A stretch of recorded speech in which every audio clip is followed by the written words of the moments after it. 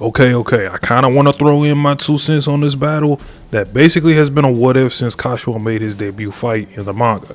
In a one-on-one battle, who wins? The prodigy cursed by love, Yuta Okkotsu, or the strongest of the Edo period, the god of lightning, Kashimo Hajime?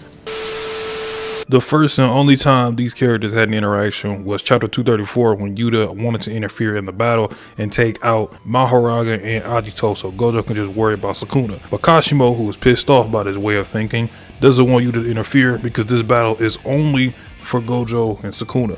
After the great battle in Shinjuku, it was clear Yuta getting involved would have made it worse for Gojo rather than better.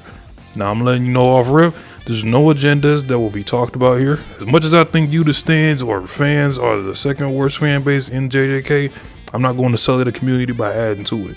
Before we get to the tail of the tape though, you know I gotta get my storyline or narratives across. This fight has implications similar to Kashimo vs Sukuna fight. Yuta being as strong as he is and being a kind-hearted guy who thinks about his friends could make Kashimo question this anomaly. Like, damn, this guy's from the new age of Jujutsu sorcerers. He's powerful and he's got this vengeful spirit. Yet, I'm not sensing any malice or pure killing intent behind him. Or at least some type of craziness to him compared to Akari. As the Edo period compared to the Han era and the current era of Japan was portrayed like a free-for-all, Ryu and Kashimo in comparison were searching for something to fulfill, unlike the Han period. Ryu got his dessert and his final fight that made him feel alive with Yuta, who in return was enjoying their battle. Kashimo, on the other hand, wanted to just understand what made someone like Sukuna the strongest of all time, and what was he missing in comparison. With this scenario of a prodigy like Yuta going against a powerful Ronin like Kashimo, would Kashimo be as enthralled as he was with Akari against someone like Yuta? Let's start with Yuta Okkotsu. In base, he has boundless curse energy, not infinite like Gojo. But basically, he has so much it's close to feeling like infinite. Using this bottomless curse energy is the basis of Yuta's kit. With curse energy reinforcement, it helps with making his attacks, whether his body or katana, much more powerful. With Rika, he gets major assists from her in close combat, while also with Rika he can access his copy/mimicry curse techniques for 5 minutes and have full access to his copied curse techniques and curse tools. The copied curse techniques consist of curse speech, sky manipulation, Drew's curse technique, and now we can add cleave to the arsenal. As far as curse tools, of course we have the katana, and then we have these gloves he used against Udo, and that's basically it. All those other weapons, I don't even know if we're ever going to see him again like that.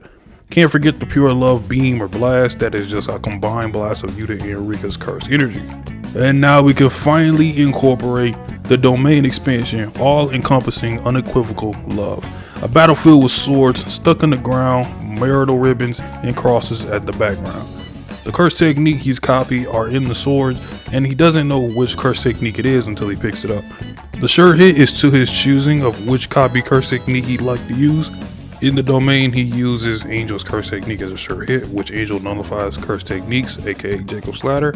Coinciding with his curse energy, the swords on the battlefield look unlimited due to Yuta's vast amount of curse energy. But they don't each represent a different curse technique. Also, shout out to Unlimited Blade Works, by the way. Emi Yashiryu and Yuta, y'all got some comparisons. I see what you did, Gege. And his opponent, Kashimo Hajime. A much more simple approach with his fighting style, but deadly nonetheless. Just like Yuta, his curse energy is what makes him stand out. With the curse energy trait of lightning, he's able to attack opponents physically, leaving a strong shock through the body. And when Kashimo builds up enough charges, which is around 3 to 4 strikes to his opponent with electricity, he can then shoot out his explosive lightning energy. That is so powerful, he erases entire limbs off his opponent's body. And if your name isn't Hikari, you aren't instantly regrowing limbs with your RCT. Kashimo's base fighting style is extremely aggressive and all about applying as much pressure as possible. He's basically like a Reina main in Tekken 8. The bastard just doesn't stop. He does have some defensive capability though, other than his raw strength and blocking. He does use a hollow wicker basket, which is the predecessor to the simple domain, allowing him to nullify the sure hit of a domain expansion, not as advanced as the new shadow style simple domains, which can also defend against curse techniques and allow for some offensive opportunities. Kashimo's piece of resistance, curse technique, mythic beast amber. Kashimo's body starts to be engulfed by his curse energy, so much so that he looks like a lightning beast, and any phenomena that can be created by electricity is a weapon in his arsenal. Essentially anything with electricity in it doesn't work on Kashimo, and he will just absorb it. First off, I gotta say, in color, this form looks way better than manga black and white. Just gotta put my 2 cents in with that. But Kashimo's speed, physical power, and power of his curse energy trait is double. Honestly, maybe triple, because Sukuna was having a hard time reacting to him at first, and he stated to have surpassed mankind. Sukuna in his Megami form doesn't fare too well against Kashimo in his cursed technique form, as he was just way too overwhelming for him, and used his reincarnated form to heal and take over things from there. The impressive part about this fight is somehow Sukuna still had more cursed energy than Yuta at this current time. I also forgot to include he does have his battle staff, which he will use in terms of expanding his range and using his lightning traits, or of course using it in a close quarters battle type way. Looking at the possibilities of this fight is literally all about scenarios, who's likely to win in these scenarios. Scenario 1 is Yuta faces Kashimo with no knowledge of what he's capable of, just like Hikari and Panda did. If you look at how he approached the Sendai Colony, he's trying to finish these battles quick without using RCT or needing to go 100% all out. So let's swap Hikari for Yuta, and he just lands in Tokyo Colony 2 and sees Panda beheaded on the staff and sees 100 points worth of Kashimo. I'm gonna assume he already has Rika out at this point.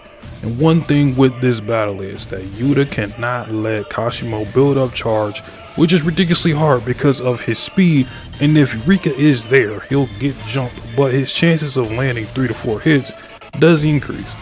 Kashimo taking out Rika is very possible in the situation, and oddly enough in this battle, I don't think she'll play as big of a role except for, of course, using the 5 minutes they have for copy. And as much as Yuta can clash with Kashimo, he doesn't have anything in order to nullify Kashimo's lightning effect, because even if you block Kashimo, you're still going to feel a couple jolts. Sky manipulation is a big necessity, because even though Kashimo's lightning is a short hit, does sky manipulation warp the lightning to change its course, or will it be more like a shield? Regardless, we're going to say this right now: if Kashimo lands a lightning blast, it's looking real dire for Yuta, because Rika is going to have to step in to play bodyguard while he tries to heal. And if he aims one at his head, it's over. Only Hikari is really surviving something like that. But Yuta's best chance to kill him is either using cursed speech and stabbing him in the heart, or thin icebreaker and he just cuts his head off. And for those idiots in the back who are going to scream, oh, he can just speed blitz him like he did Kinjaki, I'm not even going to go into full detail, just go back and read, and you'll find out the answer. And second, Kashimo has a staff, so I don't think he'll just fight a katana wielder with just his hands.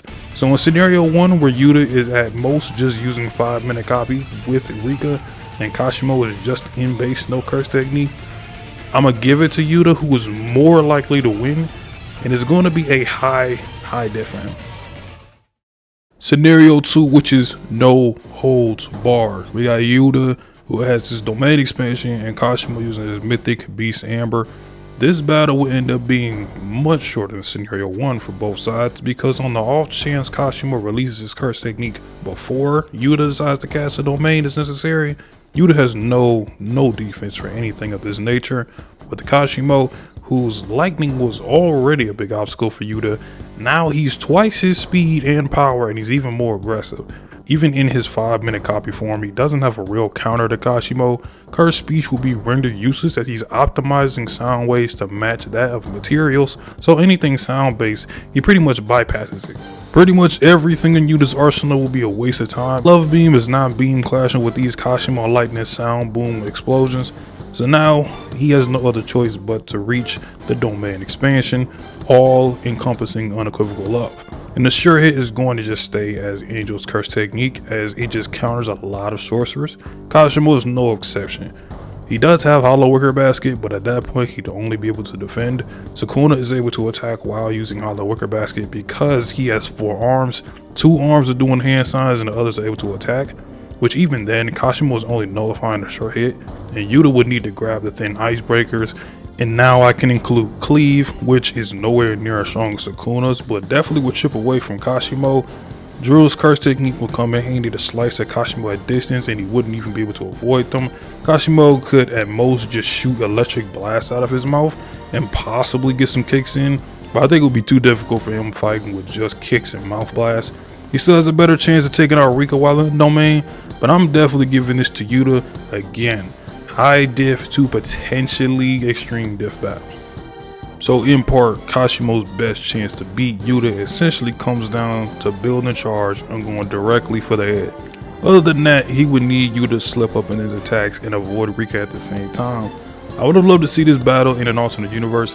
Whatever scenario you put these two in, it really comes down to RCT or domain expansion.